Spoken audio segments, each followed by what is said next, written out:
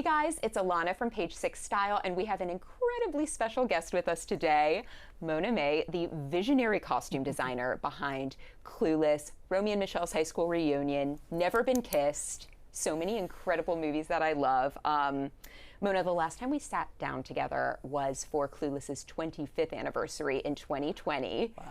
Time flies. We're now at the 30th anniversary. I did tell you at the time that Clueless is the reason I wanted to get into fashion, and you probably hear that every single day of your life, I'm guessing. I do, and I love it. I mean, it's so special, you know, that your work, that my work can inspire others. It's just incredible. Absolutely. Yeah. It changed a lot of lives, and Yes. some of the amazing fun facts about the costumes are in your new book, The Fashion of Clueless. Which is amazing. I read it cover to cover in one sitting, and we were talking about this before. I've seen Clueless probably 500 times. It is an ultimate rewatch for me, and I still learned a lot of new things about the costumes. Yay, there are fun facts that I learned for the first time, and so I was thinking today, last time we sat down, we kind of went costume by costume, and you shared some of your favorite memories of them. Today I was thinking we would go into some of the fun facts in the book, and you could explain them for our audience. I love it. The first is that Cher has 63 costumes in the movie, which is a whole lot of outfits. Do you have a personal favorite? Oh, it's such a hard question. I mean, the yellow plaid suit forever will be in our memory, and I think it's cover of the book. It's cover of the book. I do love the Alaïa dress. Oh, And especially because I got to design the jacket that's a Mona May original and the Right. purse, which was kind of like a very special moment, you know, in a movie for me. And also, you know, introducing Alaïa to the world. I mean, nobody knew about Alaïa. So How this I is learned like about it. so fantastic. And she kind of is so grown up in that outfit. I just really love, you know, Alicia as Cher. Forever beautiful. I want to back up for a second and go to the yellow plaid suit. Also, you talk about how that was not the original, that was not the first choice Nope. for the scene. So how did you land upon that amazing Jean-Paul Gaultier suit? Well, you know, as a costume designer, you have to figure out what the outfit is going to be. First day of school, you know, she's the queen bee. There's going to be, you know, we're going to be outside in a quad with a lot of greenery. There will be a lot of crossings in front of her. So me and Amy were discussing, Amy Heckerling, the director, you know, I mean, she's got a pop. And, you know, we thought about, okay, what is it going to be? I was like, you know, suit, plaid, of course, Catholic girl uniform, you know, something kind of grounded, but then, you know, on steroids with Cher, with a lot of money. Vivienne Westwood is one of my favorite designers, you know, so I was thinking, okay, tartan. So I started looking, I found something beautiful that was blue tartan, you know, and I was like, oh, Alicia's just gonna look so perfect in it. I found a red one, red and black, plaid.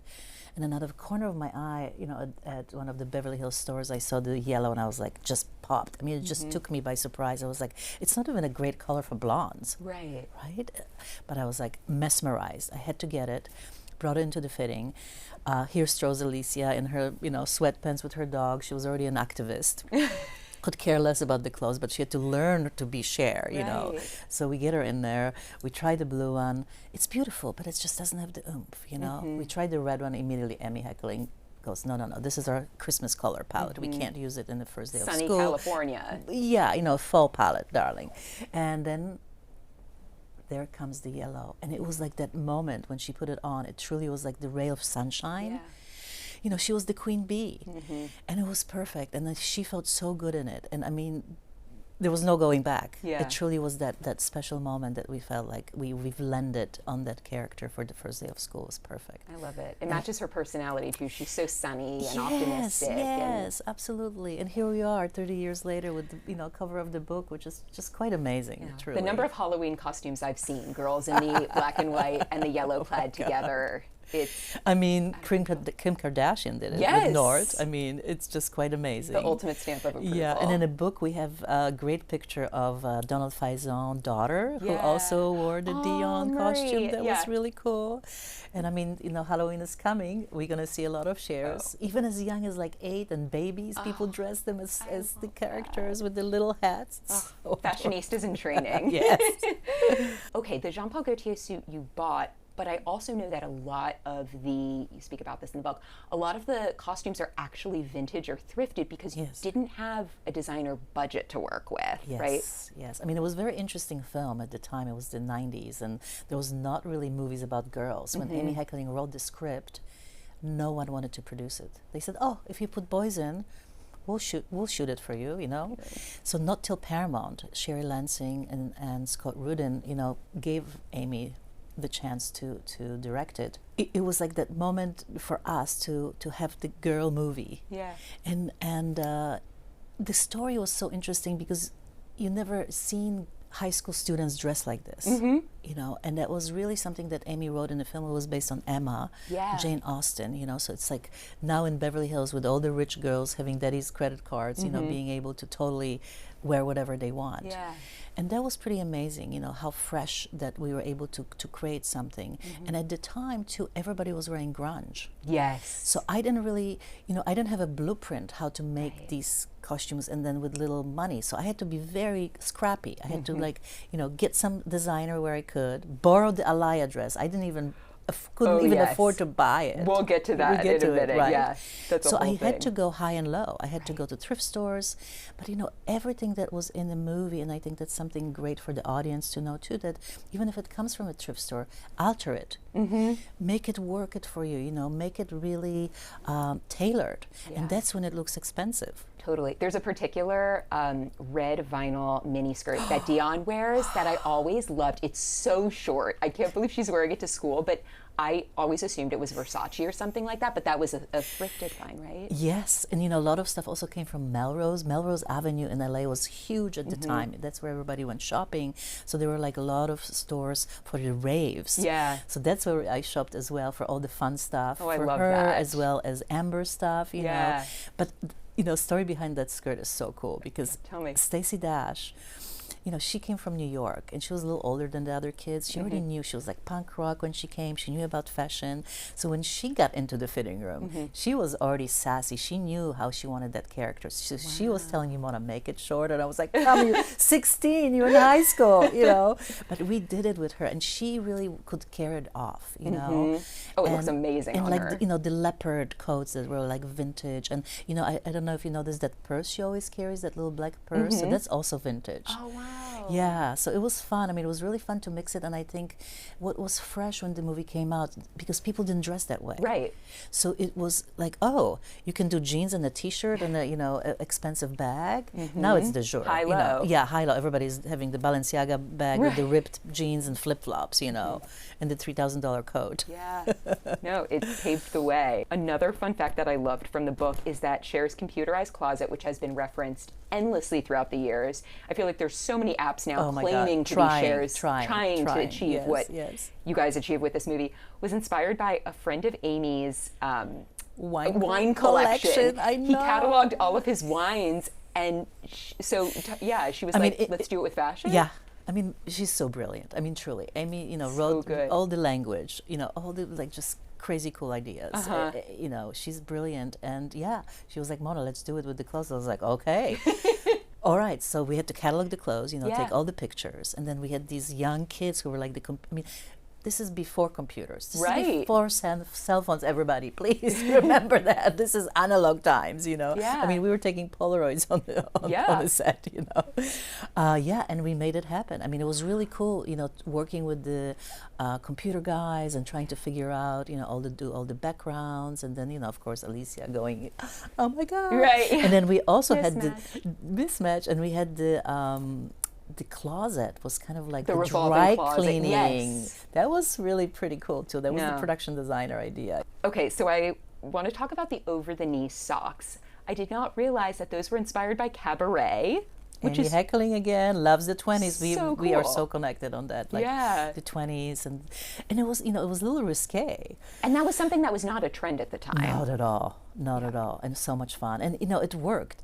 Because I think, again, we really had to you know, when I was preparing for this movie and looking at the research as a costume designer, you know, you go everywhere. And for me, it was runways, you know, what's happening 6 months ahead. But always had to have this kind of, you know, you have to siphon through this age appropriate clothing. Yes. You know, and Amy wanted to be very sweet. We wanted to be very girly. You know, the antidote to all the stuff that we've seen in high school at the time, the baggy stuff, you know, and color and kind of the joie de vivre was very important to us, you know, to be like, oh my God, let's be girls. Yeah. Celebration of girlhood. Yes, yes. I loved the knee socks. I tried to pull them off as a kid. I was so into them. You did? You did? Where did you get them? Oh my God, probably limited too. Yes, of course. Contempo casual. Hello. Contempo casuals. Oh my God. Iconic. But I'm so glad that, you know, and that's the best part about the film, especially when it came out at the time, that people really like wanted to wear all the clothes, and there was no Amazon. You couldn't just click on and get all the stuff shipped to you. So it was like the research, like trying to find it and get the things. Putting and really your own spin on it. The spaghetti straps over the T-shirt was another completely new thing. You started. Yep. Like now, to this day, we still wear it. You can buy it together. Yeah, the pre-layered. Pre-layered. Exactly. But and, you know, again, it was so fun because the whole gym scene too was like, you know, the reality of, okay, what do you wear in gym? Like it's always the black and white, but then let's take it way further and really kind of like the cabaret lineup. Yeah. You know? Well, and I was always so obsessed with this little chain cell phone holder and water bottle holder. Thank you. I thought those were Chanel, but you made them for the movie. I did. It was so much fun. And, you know, the pagers and like all that stuff was just so cool and new. And I mean, the cell phone holders, the water holders, you know, nobody, I mean, we really were bringing the runway to high school, you know, all the really high-end stuff. Totally. But not a lot of, you know, at the time you didn't have Instagram. You didn't, you know, people had to buy a special magazine that was like $80 to see what's happening in the runways in Europe, you know. So it was a different kind of information. So when the movie came out, we were the runway in a way. Like, you know, we were the first Instagrammers in a way. I love it. I love it. And now Chanel sells so many versions of that. Oh God, yes. Novelty accessories. Yes.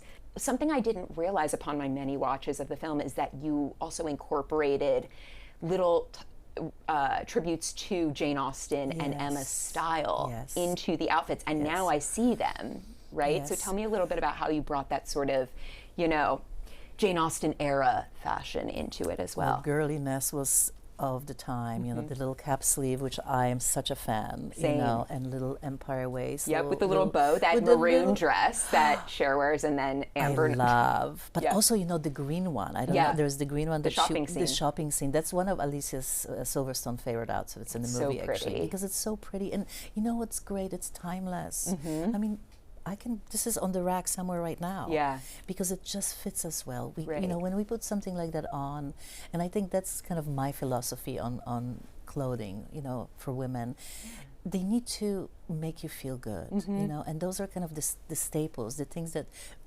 look good on any shape, any body, forever, you know. It's that little A-line skirt dress, silhouette. Right? The favorite silhouette. It hides all the things that we need to, and the little sleeves, and you know, the neckline can be lower, the neckline can be higher. So again, you can kind of customize your own thing, but it's those feminine shapes, and I think maybe the staying power of the movie too is because I'm using this kind of timeless shapes. You know, being inspired from the 1800s, be inspired, you know, the 60s, be inspired, you know. Everything's cyclical. Everything and like is cyclical, the 20s, so well. I mean, you know, so you know, you mix it up. Yeah, I love that. So Dion wears 25 hats throughout the movie. Okay, do you count it? I didn't even seriously. It's in the book, and I was like, I was trying to go back. I was like, okay, the opening hat, the Dr. Seuss type, like soft one with the swirls. Yes. She wears like a knit beanie or beret at one point. But do you have a favorite hat of hers? Well, it has to be the Dr. Seuss hat. The opening one? Yes. I mean, with the camellias. It was so Chanel. I found that hat,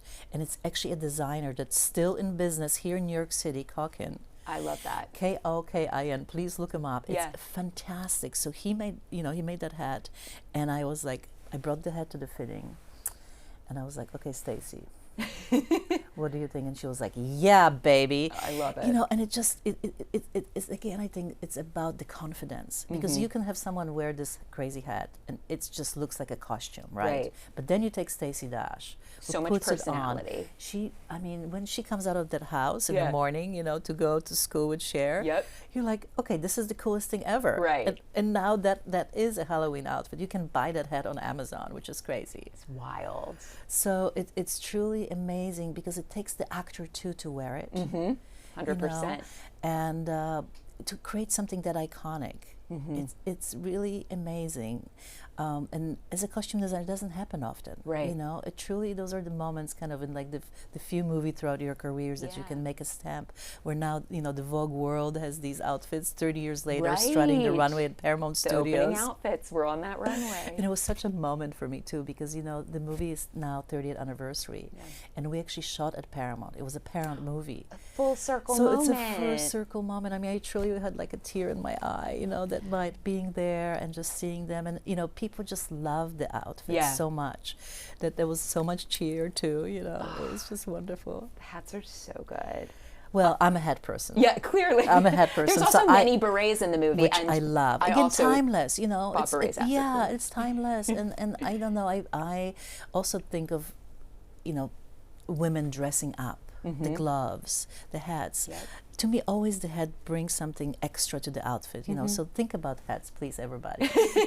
Try to consider the hat. Consider the hat. And even if it's a cool cap or newspaper boy cap, or not always the baseball cap. Right, exactly. That's for the boys and their like baggy, exactly. That one scene where you get the glimpse of what fashion was actually like at the time versus the world that you created. But the hats too. What was so amazing was Amy Heckerling too, allowing me to bring all of it. Sometimes you can't use hats in the movies because they go, oh, you can't see actors' eyes, or so there's just a lot of limitations. There's shadows. Yeah. But she was such a fashionista herself, to allow us to just kind of go full on, which is really fun. It's incredible. And I know we have to talk about the Alaïa dress. She wrote it into the script because it was such a special piece. Yes. So tell me, first of all, I read that you had to beg the Alaïa team to let you borrow that for the scene because it was out of your budget. Completely. So tell me about that, and also how it ended up in the script with that iconic line, "You don't understand, this isn't Alaïa." Well, that's Amy. That's Amy, of course. Get down on the ground. Face down.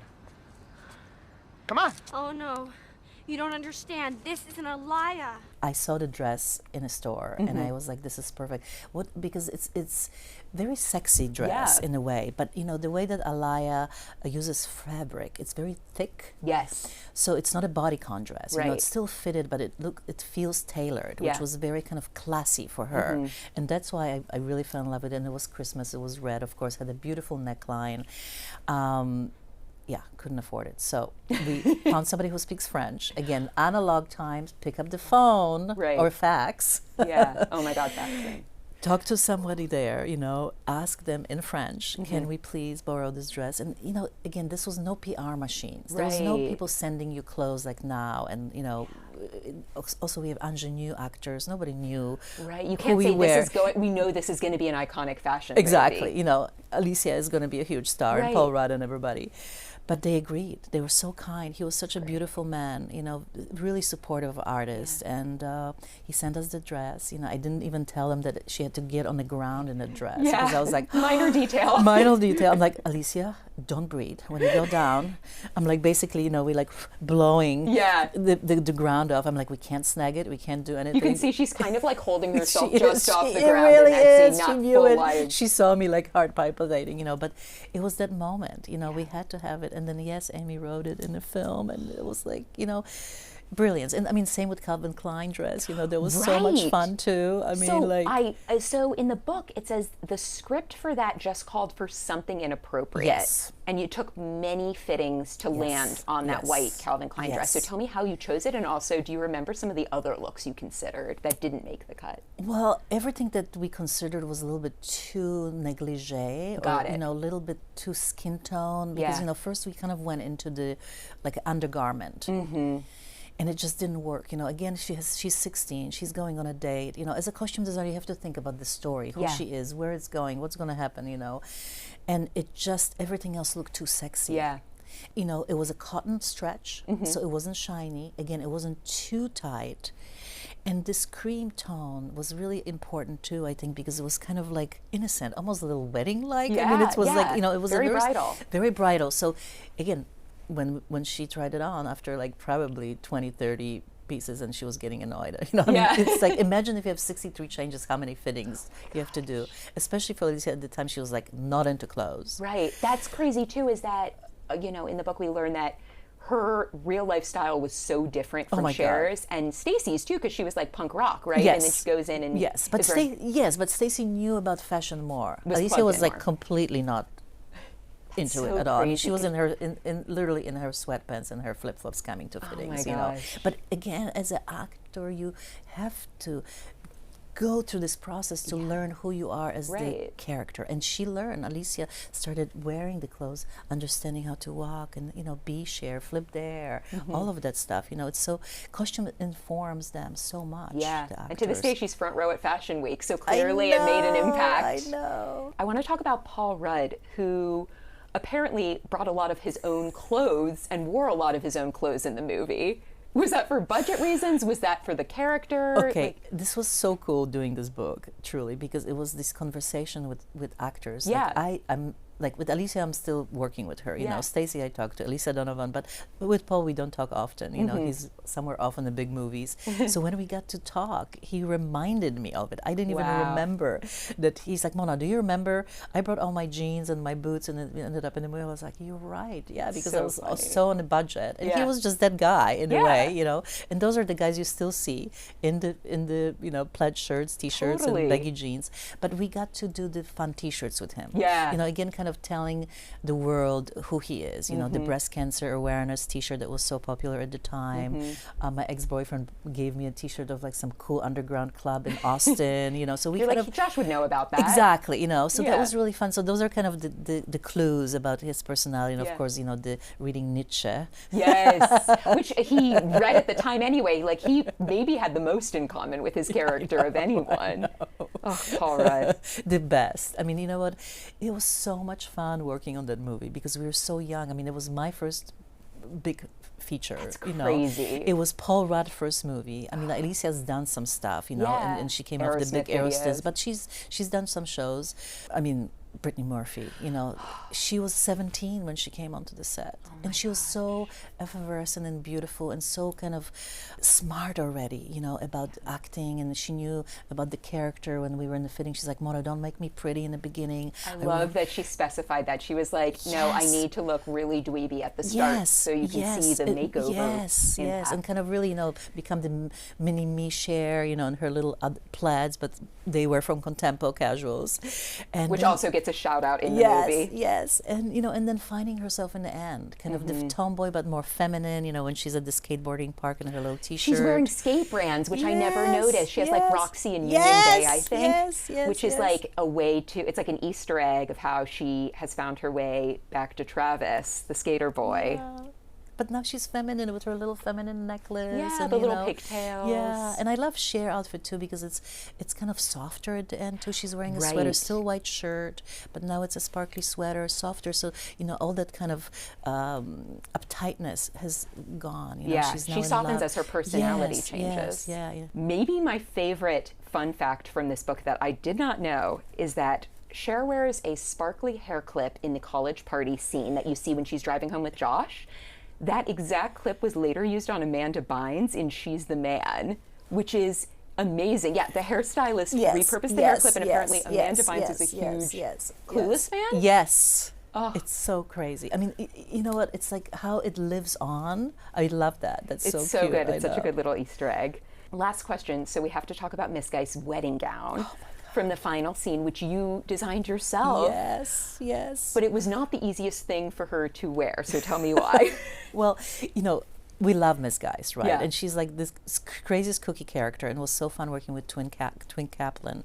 I kind of exaggerated her color, the rip in the stocking. It was always kind of in fitting. Everything was not really great. Yeah. So again, we had a lot of place to work from, Totally. to do the makeover. And as the movie goes, she's getting a little better. Then she wears these Right. little 40 suits, really cute. She's the most petite, perfect body. And when we started talking about the wedding, Twink was like, okay, I want to show my body off. Yeah. Like I want to really, I want to show off that Miss Geist really's got, Yeah. the sexy on. And we started designing it. And she wanted super fitted. Right. With the high collar neck, with the open. I mean, truly, it was like my seamstress Zoya, who is like architect from. We had to construct it, and it fitted her. She couldn't even eat, literally. Oh my gosh. And sit. So we had this leaning board from like the original movies, you know, when they wore the gowns. Yeah, like a corset. Like a corset. So she had to kind of lean with the arm set in the dress so it doesn't get ruined. I mean, it was worth it because she looked so good in that And the gown. little fascinator, very French, you know, it Yeah. was just, the, you know, the wedding was the end. It was so like the most fun moment. Again, it's about femininity, celebration of life, you know, friendship, all of that, you know, when everybody's talking about getting married, the girls, and, you know, you have What to they catch want the from their bouquet. And you see Amy in that scene. Yes. And I know you also have a cameo in the movie that some folks might not know about. Are we going to really say it? Can you share? Yes. Oh my God. I was the masseuse. Fabian the masseuse. I was the Fabian the masseuse in the white turban. Yes, because Cher has a lot of tension in her back from dealing with so much stress. Very fun, and it was great because, you know, we became close, so it was, you know, I was able to Right. massage. It was very comfortable for Alicia, and Amy was like, and you have that accent. You know, You fit the role. I fit the role, the Eastern European, you know. I love it. But it was so much fun. I mean, it really, you know, we are still such close knit friends in a way, because that you know, we were so young, and then when the movie came out, it opened all the doors for us, you know. So there's just this moment in our lives that changed everything. It was the turning point. It was the turning point, you know. So there's just this connection, like, I mean, truly talking to everybody, and Donald and Breckenmeyer, you know, and Jeremy Sisto in the film, and Stacy and Elisa Donovan. It was like it was just like yesterday, you know. Well, Mona, thank you so much for spending your morning with my us. God. Everyone needs to check out this Yes. book. I'm due for my 502nd Clueless rewatch. Enjoy and dress up like Clueless for Halloween. Thanks, guys.